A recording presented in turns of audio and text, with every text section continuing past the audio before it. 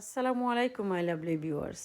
নিজের গার্ডেনের উড়ি দেখৌকা এই বিলেতের মাটিতে ছোটো একটা টুকরা যদি জায়গা থাকে আপনারা বেশি বেশি কইরা গাছ লাগাওকা আর পরিবেশ বাঁচাওকা। গাছ লাগাইবা, সবুজ গাছ দেখতে আপনারা গেছে খুব বেশি ভালো লাগবো। তারপরে মজার মজার উড়ি খাইতে পারবা, টমেটো খাইতে পারবা, কচু খাইতে পারবা, কত ধরনের কিতা না খাওয়া যায় বিলেতের মাটিতে।